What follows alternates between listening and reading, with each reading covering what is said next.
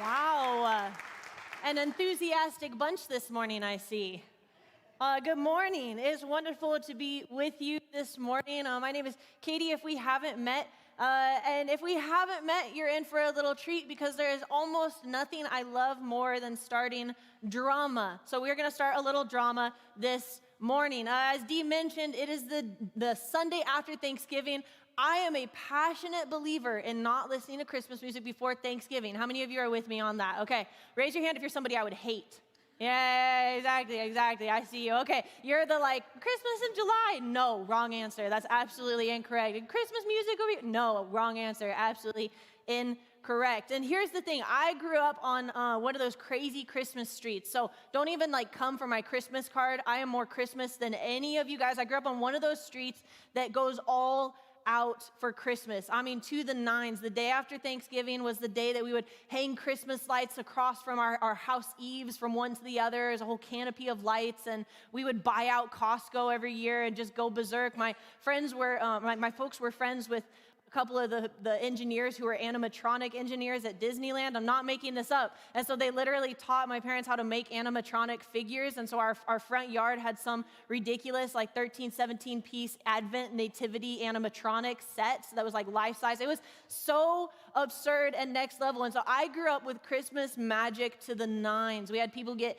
engaged in our front yard. We had the newspaper run pieces about us. It was just absolutely ridiculous. Hundreds of cars would come down. It was total Christmas, and I absolutely passionately love it. It means I have a lot of strong feelings about everything Christmas, and one of those is that you don't listen to Christmas music until after Thanksgiving. But now that we're in the clear, I have an important and controversial question. I'd like you to fight with the person next to you a little bit. What is the greatest Christmas song of all time? If you're new to Eastwind, we talk to each other a little bit during sermons, so go ahead and turn to a couple folks next to you, maybe introduce yourself, and have at it. I'm going to give you about a minute here.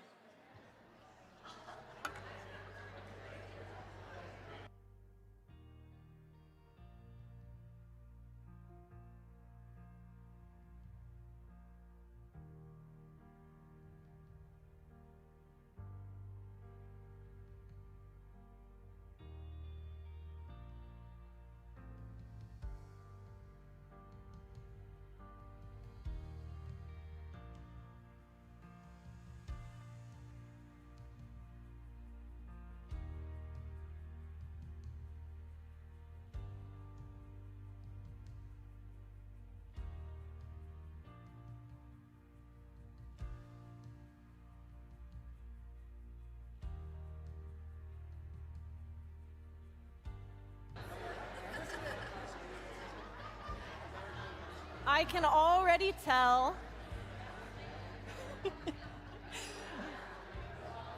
I can already tell you guys are going to be about 500% more difficult to keep in line than the first service. So whatever coffee you drank this morning, the energy is off the charts. Here's the thing. If you want to fight with me, you can fight with me. You're wrong, okay? But these are the two, in my opinion, which is right, the two greatest Christmas songs of all time. Number one, Celine Dion's 1998. These are the Special Times album. She has a song on it called Christmas Eve. It's incredible. If you've never listened to it before, go home and listen to it. You're welcome, okay? It's got all the Mariah Carey energy without any of the overplaying, okay? It's incredible. It is a perfect Christmas song. Second in my top two of all time, Donny Hathaway's 1970 This Christmas. Absolutely incredible. Yeah, okay, I got some supporters in the room. These two songs fit the mold for some of the greatest Christmas songs of all time, primarily for two reasons. One is they're not from this millennium, okay? That's the first reason. The second, no shade, there's been some great music. It's just that's a staple for a classic Christmas song. The second is that when these songs come on, I feel Christmas. Do you know what I'm talking about? There's some songs that come on that you feel Christmas. And other songs, I'm like, you tried, but I don't feel it, and I can't quantify that, but there are certain songs that you feel Christmas in. And the Christmas feeling is this hallmarky, blah, blah, blah, I don't really know it, but that's the Christmas feeling, right? It's this kind of happy-go-lucky, everything's working out, things are wonderful, Christmas is awesome, and Christmas feeling is maybe best exemplified by our good pal Linus, who, if you've ever watched the Charlie Brown Christmas special, you know that him and his blanket told the Christmas story out of Luke 2 towards the end of kind of this little bit that they did years and years ago, that Charlie Brown and his buddies, and he gets him and he tells the Christmas story. And Linus tells this story, and he reads the text word for word from Luke 2. And Luke is this beautiful, beautiful story of kind of the nativity as most of us know it. Whether this is your first time in a church building or you're a long-time churchgoer, many of us kind of know the angels, and there's a donkey, and there's a baby born, and for some reason the cattle are lowing, but this newborn baby isn't crying, which is weird because it's like you've never met a baby. But it's all working out, and this is beautiful, and it's picturesque, and there's angels and shepherds, and it's so, so lovely. And this is kind of the Christmas idea that many of us have. If you're familiar with the scriptures, there's 4 biographies of Jesus: Matthew, Mark, Luke, and John, in the second section of the Bible, the New Testament. And these 4 biographies all kind of pick what's important to tell about their stories of Jesus. And Luke's story is kind of the classic telling of the Jesus birth story. It's kind of the classic, Linus is going to tell the story. It's beautiful and picturesque, and it's what we read on Christmas Day. Some of us in our families, it's what we kind of know and are familiar with.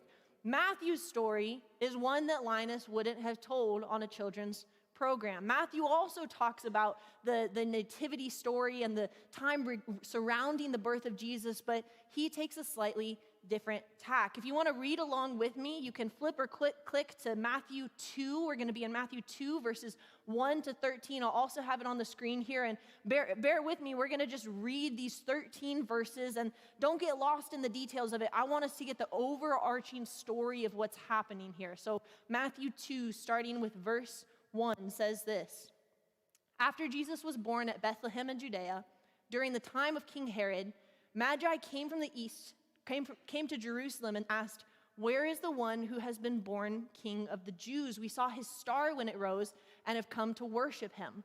When King Herod heard this, he was disturbed, and all Jerusalem with him. I want to pause and put a sidebar on here really quickly. King Herod, this is a setting 2,000 years ago. King Herod was a ruler who ruled fiercely. A ruler is a generous term. Tyrant would be more fitting. He was a bit of a monster with a crown. He was aggressive and violent and prone to huge emotional swings. And so when something was off with him, the city had every right to be scared, because the odds that he would react violently and take it out on people who didn't deserve it were really, really high. So when it says King Herod heard this, he was disturbed, and all Jerusalem with him, this would have been a common thing. The king's temper has flared up. Everybody lay low and see if you can survive this. If you literally Google King Herod the Great, there were 3 Herods. This is King Herod the Great. You can read some of the atrocities. It got worse and worse as he got older. He was known for doing just dirty and vengeful things. And so when he hears that there's some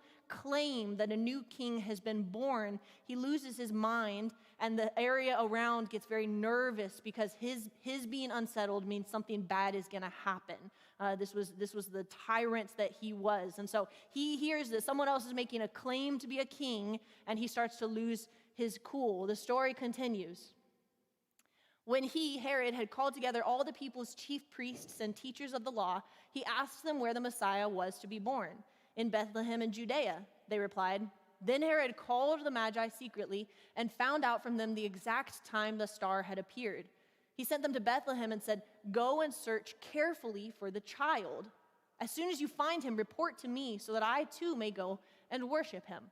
After they had heard the king, they went on their way, and the star they had seen when it rose went ahead of them, until it stopped over the place where the child was. When they saw the star, they were overjoyed. On coming to the house, they saw the child with his mother, Mary, and they bowed down and worshiped him.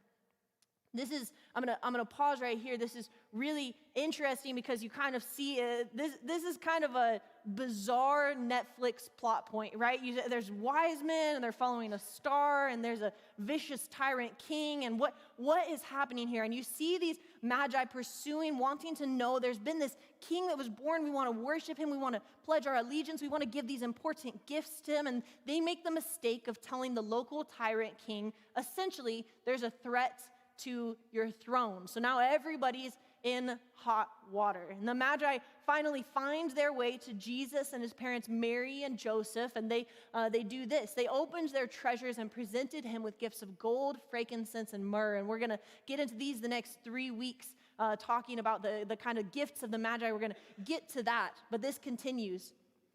The Magi, having been warned in a dream not to go back to Herod, they returned to their country by another route. When they had gone, an angel of the Lord appeared to Joseph in a dream. "Get up," he said, "take the child and his mother and escape to Egypt.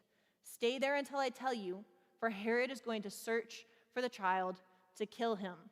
This is not the Advent story that Linus told on the Charlie Brown Christmas special. This is a little more bizarre, a little more uncomfortable, and the story continues. I'm just going to summarize it. It's a lot of text. I'm going to summarize it that essentially Jesus' family turns into refugees, and they flee for their lives to another country. They presumably take very little with them. They flee to Egypt. They live there for some years until it's safe enough for them to return to their homeland. They're on the run for their very lives to keep their baby boy alive. And what Herod goes on to do is absolutely atrocious, is he goes on to command that because he can't figure out which baby it is, he says, fine, every baby boy in Bethlehem, 2 years and under, let's just be safe, kill all of them. And he sends his guards to go and kill every single one of these baby boys 2 years and under in the town of Bethlehem. And there's a lot of debate about how many babies that actually was, but regardless of how many it was this horrible, atrocious, tragic thing that happened. And I can't imagine that kind of a feeling of loss for that community or for the cohort of boys that Jesus was supposed to grow up with, who all lose their life because of a vicious tyrant. And this is in the Advent story. It's in the season of stories that we read when we talk about hope and joy and peace and love. And it's the Matthew version that many of us don't necessarily intentionally make our way over to during November and December. And it raises the question of saying, well, okay, so if we're going to celebrate hope, but this is the kind of story that's in here, what is hope? How would you have hope in a scenario like this?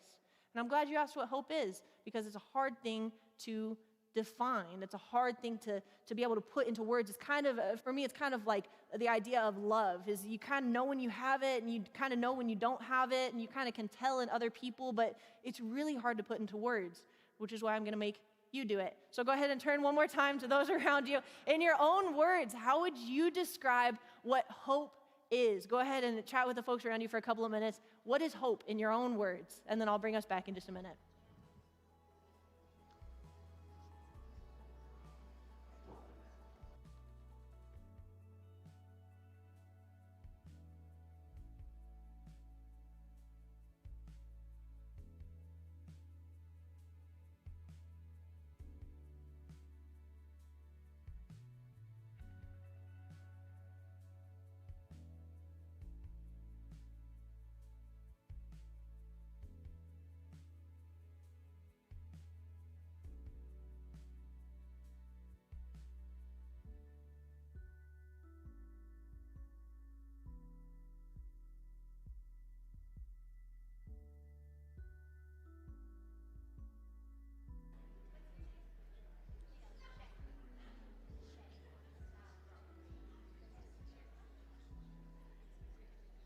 There are probably as many different definitions of hope in this room as there are those of us. And there's so many ways that we can try and capture this sentiment of hope. And there's so many spaces in which we try to make sure that we have hope and we feel hope. And hope is one of those things that sometimes as humans we can run after with everything we've got, because we know it makes the difference between a life worth living or not. But then we read stories like the one that we just looked at in Matthew 2, and we go, how does hope fit into this story. And it would be easy and deserved to look at that kind of a story and go, why? My question is why? But that's a whole nother sermon. I think the better question today is where? Where is God in all of that? Because the reality is, I'm so grateful that stories like this are in the scriptures, because it leaves room for my own stories that don't fit, that don't add up. It leaves room for my own stories that don't look like the Luke stories. It leaves room for my own stories of heartbreak and disappointment, of pain and loss and sorrow, of tragedy or of circumstances outside of my control. It leaves room for the headlines that I don't know what to do with. Most of our lives are lived somewhere in between the beauty and the miraculousness of the Luke story and the tragedy and the death of the Matthew story. Most of our lives are somewhere in that spectrum of loss and joy, and most of our lives are lived in between those two bookends. And I'm so grateful that God put stories like this in Scripture, because it allows me to say, okay, I can ask questions like, where is God in this? How do I have hope in some of the situations in my life that feel hopeless?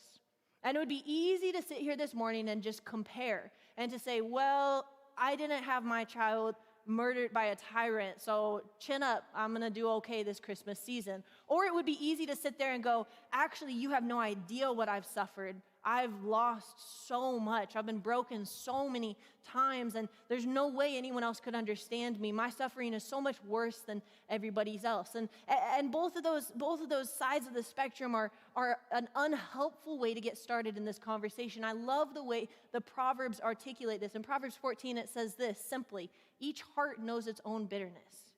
Each of us knows what we carry in our heart that breaks it. Each of us knows the circumstances that have been bitter to the taste in our own lives. And suffering, I'll say it this way, suffering is not a competitive sport. Suffering is not something that we have to have it worse than someone else in order for our suffering to count. Every one of us knows the bitterness of our own hearts. The rest of this line goes on to say, and no one else can fully share in its joy. We hold our own experiences so closely that it's hard for us to fully be able to share it with other people. And so be open-handed this morning as we look at what to do with some of the King Herod type of moments in our lives. Be open-handed that your suffering is worth reconciling with, and also other people's suffering has room at the table as well. I would argue, and we have all these different definitions of hope that we just talked about, I would argue that one of the ways that you know if someone has hope or not is if they have patience as well. I might go so far as to say hope allows us to wait. Waiting without hope is what I would call aspirational control. I'm going to borrow the words of an author, Henry Nouwen, to kind of explain what I mean with this. He says this: we're full of wishes, and our waiting easily gets entangled in those wishes. For this reason, a lot of our waiting is not open-ended. Instead, our waiting is a way of controlling the future. We want the future to go in a very specific direction, and if that doesn't happen, we're disappointed, and we can even slip into despair. That's why we have such a hard time waiting. We want to do the things that will make the desired events take place. Here we can see how wishes tend to be connected to fears.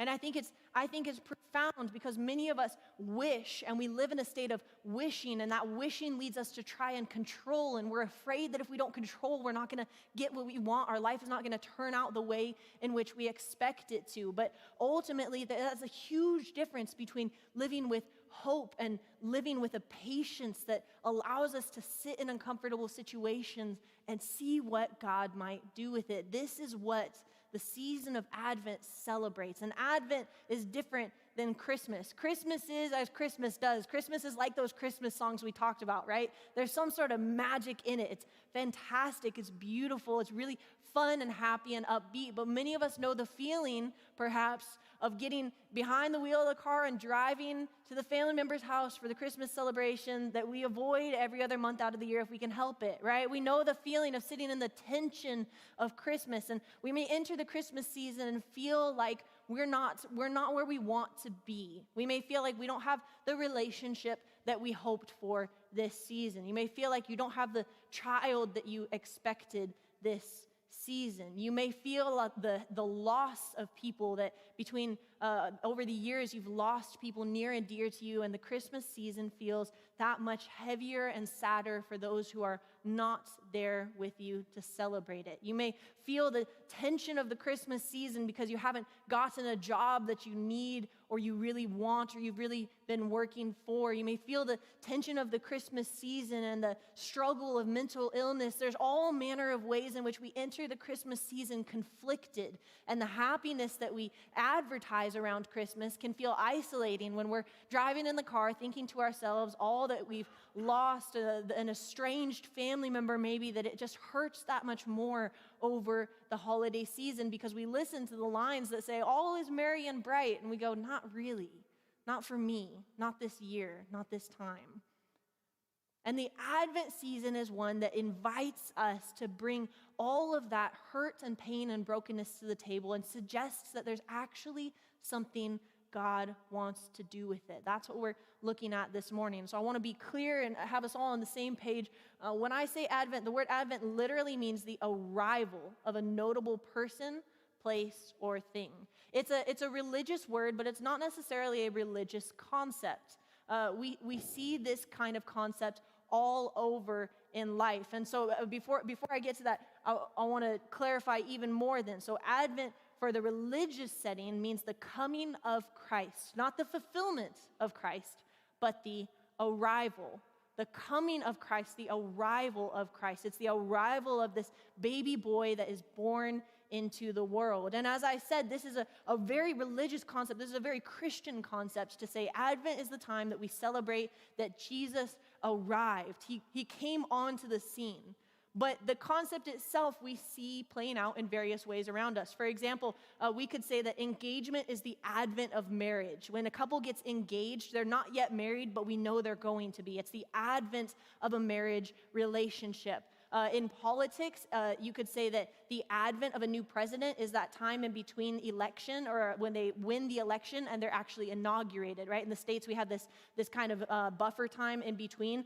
That's the advent of a new president. They're not yet presidents, but they are, right? They have arrived on the scene. Or for those of you who like a good throwback, if you remember these commercials, this was the advent of a new era of technology.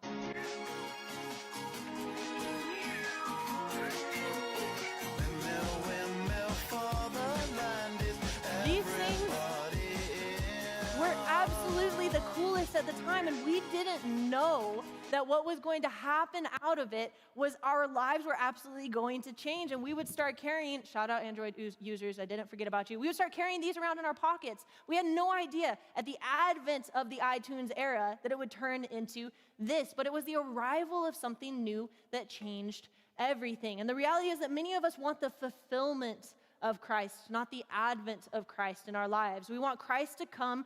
Those of us who would say, I want Jesus in my life. I want Jesus to take over my life. I want him to make my life as it should be. Most of us just want that microwaved and finished and all as we hope and aspire it would be. And we don't necessarily want Christ to just arrive.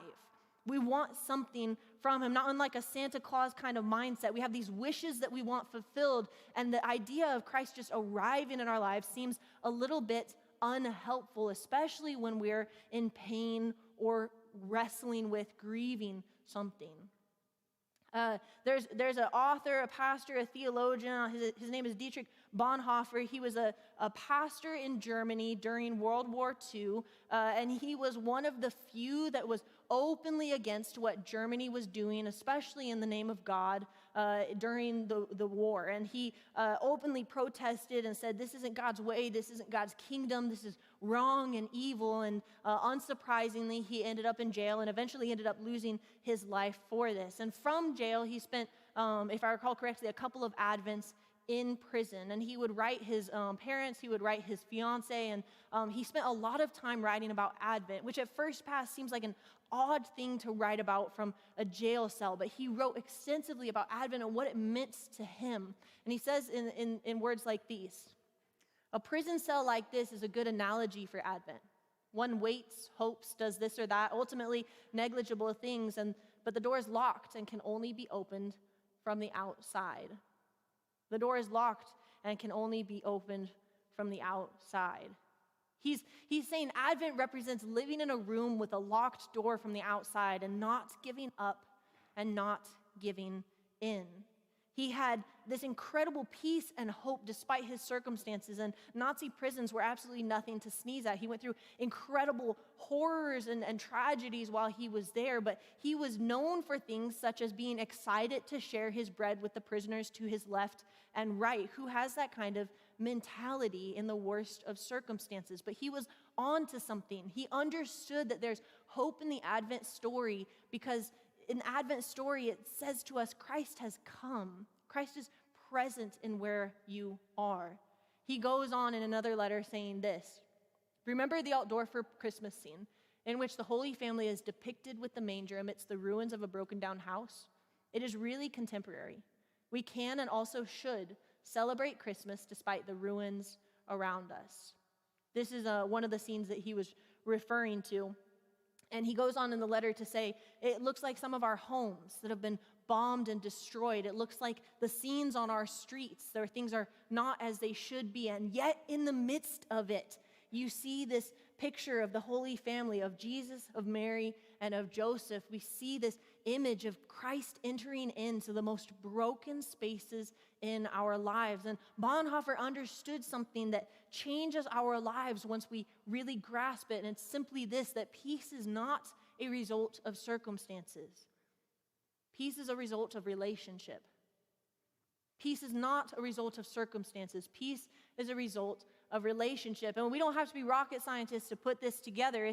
It's a joke, right, in America, that we know, that we say, if I just had this, I would be happy. And then we get it. And we go, well, I also am going to need this. But as soon as I get it, I'm going to be happy. And then we get it. And we go, well, I didn't realize I'm also going to need this. And then I'll be happy, I promise. And we know that it's a trap. We know that it's a lie. But so many of us live our lives looking for peace that we think we can catch if we just get the right circumstances. And then we get to circumstances and realize that so much of it is out of our control.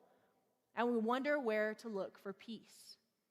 And what Christ offers to us, and what Advent offers to remind us of, is that peace is a result of relationship. One of the fields that I'm very interested in, just as an amateur, I read a lot about brain science, and specifically, I know, what a snooze fest, right? I read a lot about brain science, but specifically what happens in relationship with others, what happens in your brain on a neurochemical level when you interact with other people. And I'm by no means qualified enough to get up here and tell you the science of how it actually works, but over and over again, I find this bottom line that basically says when you're in relationship with good, healthy people, your brain chemically responds. It even alters how it functions to be able to say you're safe, you're happy, you're healthy, you're okay, you're with people that care about you and love you. You're going to be okay. You have that relationship to fall back on. On a chemical level, we experience peace when we're in healthy relationships. And the Advent story is a reminder that regardless of our circumstances, there's a promise of relationship with Jesus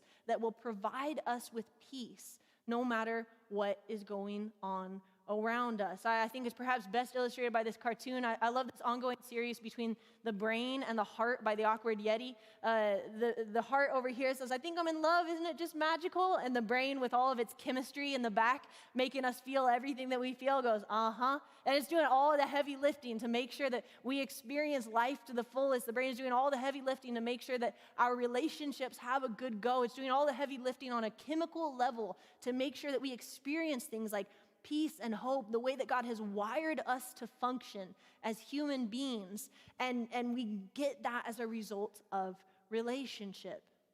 Ultimately, in Advent, God's promise is not a promise of circumstances. It is a promise of relationship. You can read the Bible cover to cover. You could read any of these 4 biographies of Jesus, Matthew, Mark, Luke, or John, and you don't see Jesus saying, do you know what I'm going to do?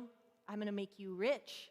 I'm going to make you stable. I'm going to give you the perfect house. I'm going to give you the perfect relationships. Your kids are always going to love you. Your home is always going to be stable. Your marriage is going to be amazing. Your roommates are always going to get along with you. None of that is ever promised, because God's promise doesn't come in and say, hey, I'm going to promise your circumstances. God comes in and promises a relationship. And he says, irregardless of all the things going on around, my promise is a promise of relationship And that relationship is your vehicle to hope and to peace. I think it's perhaps best illustrated by these couple of sisters who got up to a little bit of drama. If you would check this out. A little closer. Go ahead, Nora. You want to. 3? It's your choice. Do you want me to count? No. Okay. Go. Come on, Nora. You okay? Good. What I love most about this video is it's clearly the older sister who said, we'll put a parachute on your back, it'll work just fine, right? The older sister goes, you good? Don't tell mom, right? But this is, as silly as it is, this is an illustration of what so many of us experience in relationships. It might even be the relationships that get us up to the trouble that we get ourselves in. But there is something about just having someone look over when we just wipe out on the grass below us, right? We jumped off the porch and it did not work out in our favor. The parachute absolutely was not operational. I love the mom in the caption when she posted this video said they tried it out on stuffed animals first and thought it was a 1-for-1 correlation. It was not. But even when we have these moments, even when we wipe out and we hit the ground, there is something profound about having someone who will lean over the railing and go, "Are you good?" And we go, "Yep." Not always. It takes us a little bit to get that thumbs up sometimes, but it is absolutely transformational for our lives when we have that relationship that checks in, when we have that relationship that is an anchor of hope and joy and peace in the midst of circumstances that are much less than that. It's one of the reasons why at Eastwind you'll hear us always encouraging things like getting involved in life groups or serving on teams, because we know it's transformational when you're in community with other people, especially other people who are trying to figure out this whole Jesus thing, this whole faith thing. It literally changes the way that we operate, the way that we think, the way that we engage with the world around us when we know that there's that relationship, that anchor that's going to just check in. Are you okay? Okay, good. You cannot be, I would go so far as to make this statement, you cannot be hopeful without a relationship to hope on. We've talked about this a lot here. Loneliness is an epidemic in our country. So many people are lonely. And loneliness usually equates to hopelessness of some kind or another, because we don't have those relationships to be hopeful upon. And Advent, where I would say you cannot be hopeful without a relationship to hope on, Advent is the arrival of a relationship that changes everything. Advent is the arrival, the birth of Jesus Christ. It's an invitation to something that changes everything. And it's not all, the pieces aren't put together. There's some assembly involved. There's some work involved in our parts of going, how do we do this Jesus thing? How do I follow Jesus? How do I be involved in community? How do I make sure I'm not isolating myself? It's hard, but it does change everything. And the Advent season is a season when we remember that it's so important to have relationship. And in the midst of circumstances that for many of us are painful or at least messy, we recognize and we remember God is with us.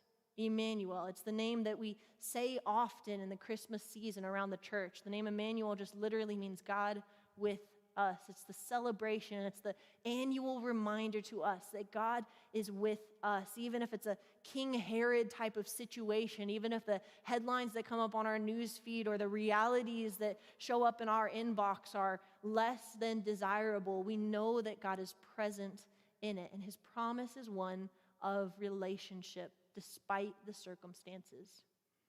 I want to end with a statement and then a question this morning. And the statement is one that's brought comfort to me in a lot of painful and trying times. It's simple but profound. It's just this: the worst thing is not the last thing.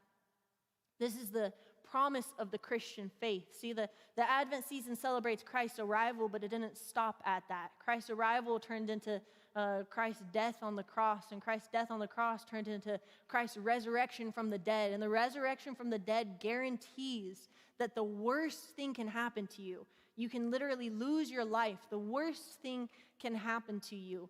And yet, there is resurrection coming. There's a life after death. There's hope beyond just what we can see in this world. The Christian faith has this to hope for, that the worst thing is not the last thing. And I know many of you, I know many people that I've been in community with over the years, that we live in the worst thing sometimes.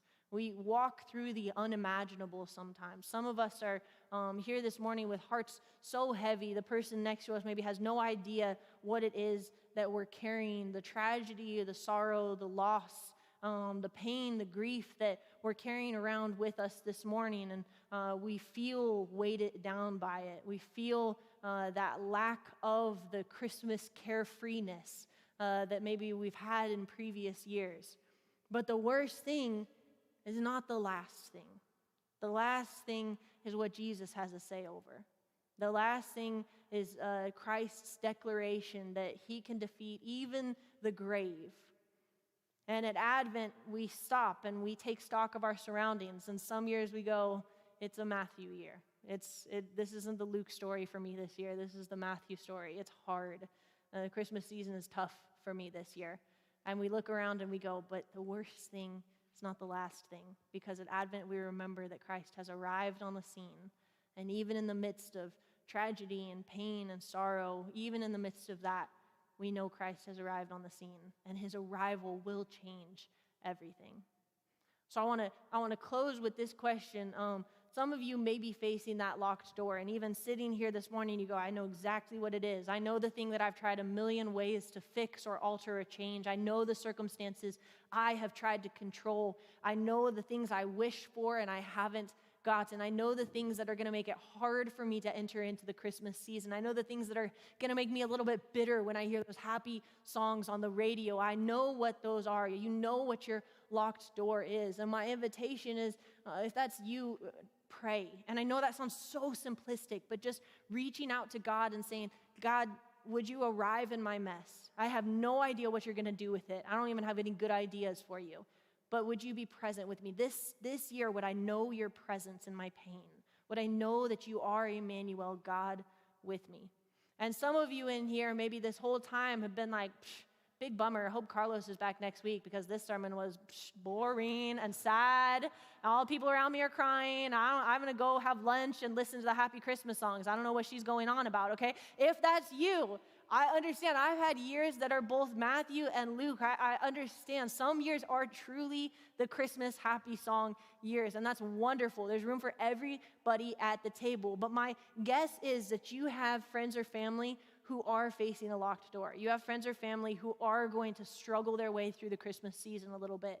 You have friends or family who are going to feel the loss of somebody or something this year. And if you know them, would you consider, if you're a praying person, would you pray, God, how do I meet them? If you're not a praying person, would you consider, how do I love them well this season? How do I show up for them? How do I be thoughtful in the way that I plan things or prepare things? How do I be careful with my words? How do I be thoughtful and kind to those who might be entering the Christmas season feeling more trapped than not? This is the invitation of Advent, that no matter where we are able to step into some of the mess, some of the tension, some of the tragedy in our own lives and in the lives around us and say, but Christ has arrived, and we get to be present in that same way to those around us. So I'm going to give you just a moment to yourself.